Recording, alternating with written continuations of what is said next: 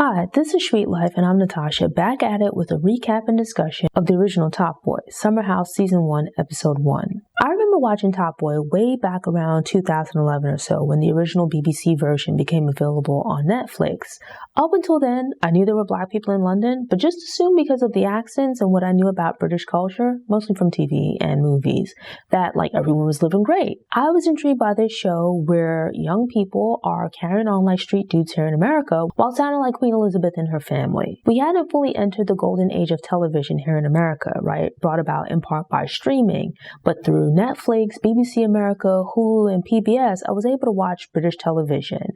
That Sunday all those years ago, when I randomly came across and decided to watch Top Boy, was a game changer for me. I was still living in New York City at the time and seriously considered moving to London, but not to live anywhere like Summerhouse, and not really because of the show.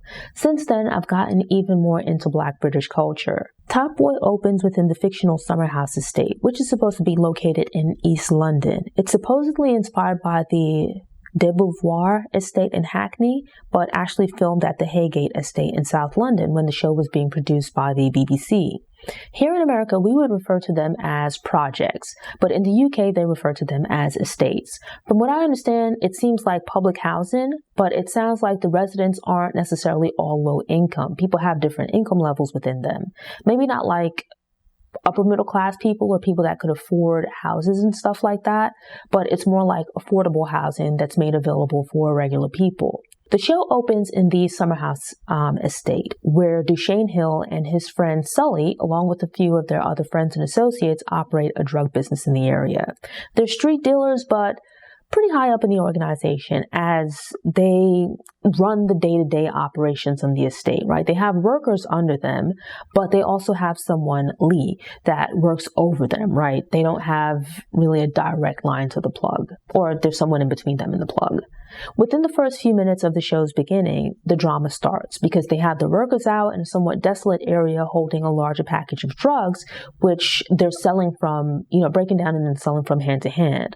A rival crew headed by a guy named Kamali rolls up and robs them. So from that, there's now drama because they're going to be short money. They don't have the drugs, and this is now a problem for them. So the show begins with them now having to navigate this issue of having been robbed and how they're going to make that right. Not just that, how they're going to ensure that they don't continue to have further problems with this rival crew or anyone else. Raynell is a 13-year-old boy who isn't into the street life or on road, like they might say in England, but has some ties due to some relatives and family friends who seem like they were roadmen. Unfortunately, his mom, Lisa, is struggling with mental health issues. This coming after Lisa endured abuse at the hands of Raynell's father, Wayne. Raynell stabbed his father in an attempt to protect his mother, which contributed to Wayne leaving their home. With his father gone and his mother struggling, Raynell is, at least for the time being, on his own to a degree, right? He's taking care of the home and himself.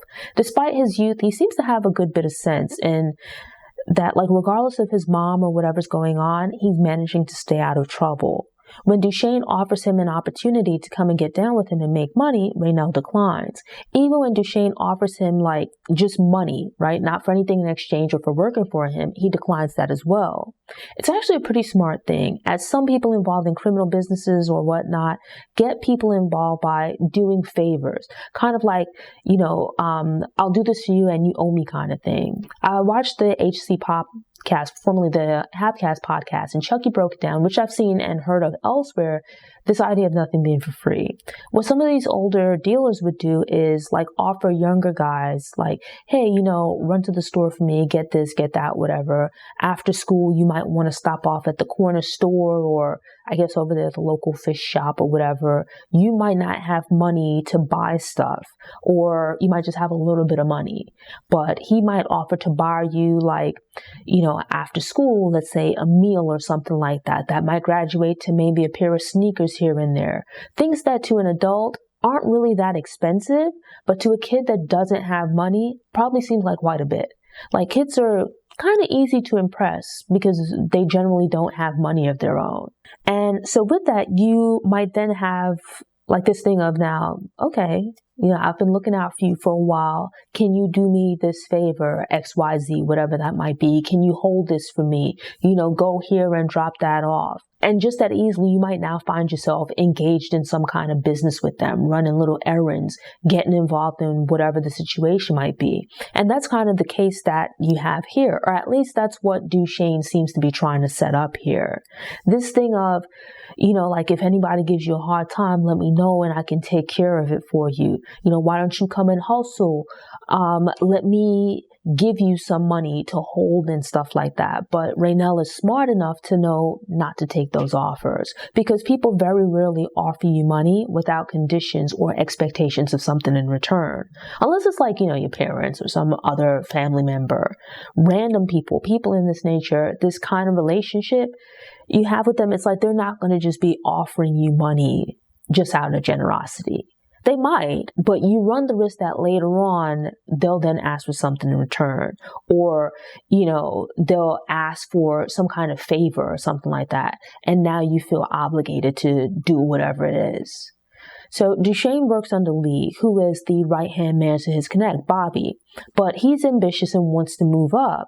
And so after being robbed by Kamali, he finds Lee to be unhelpful. Lee really isn't trying to hear what he's saying, which leaves Dushane feeling somewhat unprotected, but also seeing an opportunity. He appeals to Bobby, looking for a chance to move up and actually to get Lee out of the way. Adding some difficulty is that Dushane and Sully have some issues, right? Because they get robbed not once, but twice by this rival crew. And this is after carrying out some tasks for the boss, right? They have to worry about not just the police, but also rival crews, Kamali's in particular. Dushane feels a little bit cramped under Lee and is trying to move up, as being on the streets, they face the threat of violence, but also getting arrested. In addition to that, they're not making as much money as if they were the people at the top, essentially top boy. Bobby meets with Dushane, but he's not quite yet willing to let him move up to be more independent and obtain larger quantities of drugs. Yet he's contemplating giving him that chance. But it's not something that's going to go into effect overnight if it does happen. But at this point, Dushane and Sully, they have a crew consisting mostly of preteens to teenagers, whereas Dushane is 26, and I would assume that Sully and Driss, being his friends, were about the same age. Everyone else looks to be in their teens to maybe early 20s at most, but most of them seem to be teenagers. They live, or rather hang out, off the street in kind of like a flop house. The question that I would ask is, these kids are obviously from the estate, but where are their parents? Raynell's mom is dealing with some mental health issues, and we haven't seen his friend Jem's family as yet, but where are the other parents? It's like, if it's the middle of the night, you're a kid sleeping at this flop house, wouldn't your parents be wondering where you are and possibly be out looking for you? All of this gives you a feel for the show and the Summerhouse environment.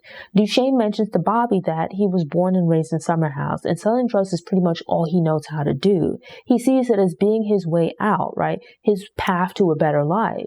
And he believes that he doesn't have many other options for improving his station in life, moving up in life, and achieving and obtaining the things that he wants, which is rather unfortunate. But I think it's a reality for quite a number of people. I think especially people that get into this lifestyle where, in essence, they're aspiring to more, but they're risking their lives and their freedom being involved with selling drugs. The pursuit of more and having ambition in and of itself isn't a bad thing, but the way that Dushane's going about it, it's going to bring more problems than solutions. It's like, as you see here, each time he takes a step forward, he takes 2 steps back. Dushane makes some progress with Bobby, but now it looks really bad for him because this is the second time that he's been robbed by Kamali's crew. The first time, it wasn't him directly. It was his workers. They were out in the street. This time, you have this guy coming back with his crew to their spot, robbing the place while him and his right-hand man are there. It kind of makes them look weak, which means that with him lobbying to move up, Bobby might be questioning him even more than before. That means that they're going to have to really come back hard because they're going to have to make up for not just getting back the drugs, getting back the money they've lost, but it makes them look weak out in the street. And it also makes them look to Bobby as though they can't handle business, which is just more problems for them. It's not really what they want to have to deal with at this point. Thanks for tuning in. To ensure you don't miss any episodes, subscribe to the channel, click the notification bell, and check out my Top Boy playlist. Go ahead and click that thumbs up button if you like what you saw, and go ahead and share it on social media.